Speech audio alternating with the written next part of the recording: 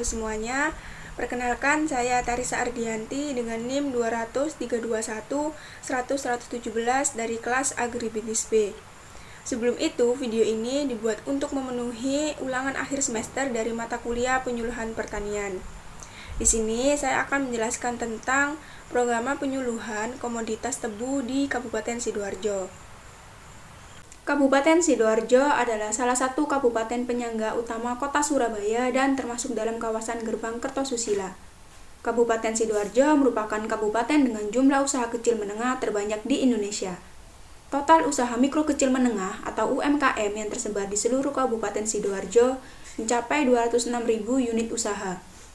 Selain sektor industri, yang memiliki peran penting dalam perekonomian di Kabupaten Sidoarjo adalah sektor pertanian, di mana Kabupaten Sidoarjo memiliki luas area pertanian sebesar 17.205 hektar dari luas total Kabupaten Sidoarjo seluas 63.440 hektar pada tahun 2014 dengan produksi pertanian pangan mencapai 2.041.380 kuintal pada tahun 2014. Dan komoditas unggulan dari Kabupaten Sidoarjo yaitu berupa tanaman hortikultura seperti buah-buahan, yakni semangka, melon, timun mas, dan yang lain berupa kacang hijau, kedelai, tebu, terong, pare, dan timun acar.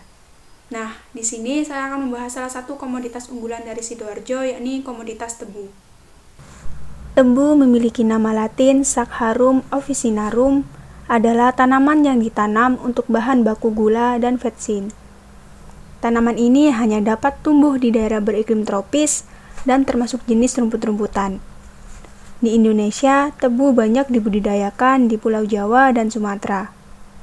Di Pulau Jawa, salah satunya di Kabupaten Sidoarjo, tebu merupakan salah satu komoditas unggulan. Bentuk fisik tanaman tebu dicirikan oleh terdapatnya bulu-bulu dan duri sekitar pelepah dan helai daun. Banyaknya bulu dan duri beragam tergantung varietas. Tinggi tanaman bervariasi tergantung daya dukung lingkungan dan varietas, antara 2,5 sampai 4 meter dengan diameter batang antara 2 sampai 4 cm. Tebu merupakan tumbuhan monokotil. Batang tanaman tebu memiliki anakan tunas dari pangkal batang yang membentuk rumpun. Kualitas tebu dipengaruhi oleh iklim.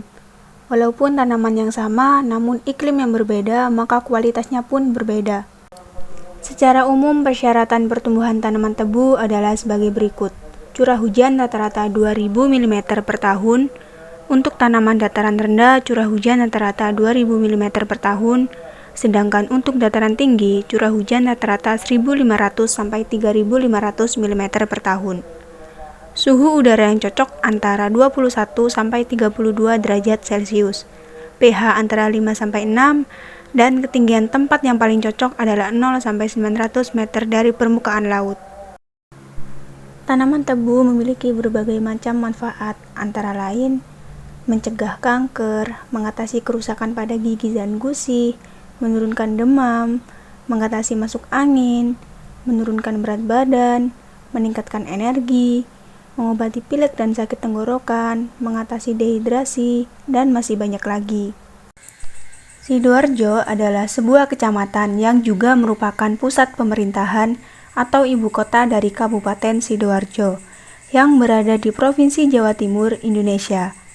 Luas wilayah Sidoarjo yakni sebesar 714,24 km².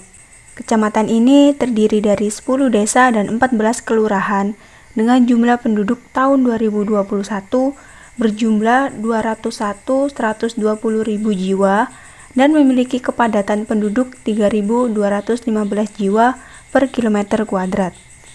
Wilayah Sidoarjo beriklim tropis basah dan kering, dengan 2 musim, yaitu musim kemarau pada bulan Juni sampai bulan Oktober, dengan bulan terkering adalah Agustus, dan musim hujan pada bulan Desember sampai bulan April dengan bulan terbasah adalah Januari. Curah hujan tahunan di wilayah Sidoarjo berkisar antara 1.300 sampai 1.700 mm per tahun dengan jumlah hari hujan berkisar antara 80 sampai 120 hari hujan per tahun.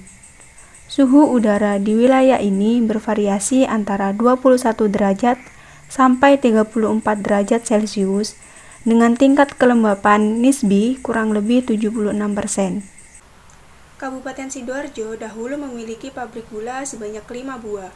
Namun saat ini hanya 2 pabrik saja yang masih beroperasi, yakni pabrik gula Krembung dan pabrik gula Candi Baru. Penutupan pabrik tersebut dilakukan sebab beberapa pabrik tersebut mengalami kesulitan mendapatkan bahan baku tebu. Yang pertama yakni pabrik gula Krembung yang didirikan pada tahun 1847 di Desa Krembung, Kabupaten Sidoarjo. Pada saat itu, pabrik gula Krembung dalam memproduksi gula masih menggunakan tenaga manusia dibantu oleh peralatan sederhana dan bersifat home industry. Pabrik gula Krembung di bawah naungan PT PNX. Yang kedua, pabrik gula Candi Baru. Sebelumnya merupakan perusahaan perseorangan yang didirikan pada tanggal 21 Oktober 1911. Pengesahannya sebagai badan hukum terdaftar pada Patitera Pengadilan Negeri Surabaya nomor 122 tanggal 31 Oktober 1911 dengan nama NV Soiker Fabrik Candi. Sedangkan pabrik gula ini milik perseorangan. Selanjutnya yakni permasalahan yang terjadi pada komoditas tebu di Kabupaten Sidoarjo, antara lain 1. Semakin berkurangnya lahan pertanian. Saat ini banyak lahan pertanian di Sidoarjo berubah menjadi lahan non-pertanian, seperti menjadi swalayan, pemukiman, perhotelan, dan masih banyak lagi. 2. Produktivitas tebu semakin menurun. Puncak produktivitas lahan tebu di Sidoarjo ada di tahun 2017. Saat itu, Kota Delta memiliki 4.220 hektar lahan dengan produksi tebu 3.999.994 kuintal dengan produktivitas 948 kuintal per hektar. Sementara pada 2020, lahan tebu meluas menjadi 4.756 hektar dengan produksi 3.563.845 kuintal dengan produktivitas 749 kuintal per hektar. Yang ketiga, terbatasnya modal yang dimiliki petani. Berdasarkan sumber modal petani tebu dibagi menjadi 2, yakni petani tebu mandiri yang menggunakan modal milik sendiri dan petani tebu kredit yang menggunakan modal kredit atau pinjaman pabrik. Yang keempat, penentuan rendemen tebu yang masih memiliki beberapa kelemahan, sehingga menyebabkan penurunan rendemen tebu. Kelemahan-kelemahan tersebut antara lain 1. Sampling tebu individu petani tidak akurat, terutama untuk pabrik gula yang besar, yakni kapasitas giling lebih besar dari 4.000 ton tebu per hari. Tebu petani tercampur satu sama lain. 2. Kadar nira tebu atau KNT sebagai salah satu kriteria kualitas tebu ditetapkan sama untuk semua tebu petani dalam satu periode giling, yakni 15 hari giling. 3.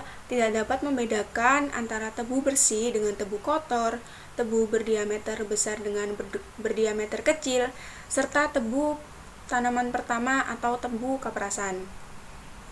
Nah, beberapa permasalahan tersebut dapat diatasi dengan beberapa solusi, yakni antara lain 1. Membatasi alih fungsi lahan pertanian ke sektor non-pertanian, dan sebisa mungkin mempertahankan lahan pertanian. 2. Meningkatkan produktivitas tebu dengan cara meningkatkan varietas unggul, pupuk yang unggul, dan pengolahan tanah yang maksimal, serta mengadakan bimbingan teknis. 3. Membangun kemitraan dalam bentuk kelompok tani guna memadai permodalan yang dibutuhkan para petani dan memperbaiki sistem perkreditan yang lebih potensial dengan meninjau kembali besaran bunga yang ditetapkan baik dari pihak pabrik gula maupun pihak kelompok tani. Yang keempat, kelemahan rendemen dapat diatasi dengan cara mengaplikasikan sistem penetapan rendemen alternatif yang dapat meminimalisir permasalahan di atas.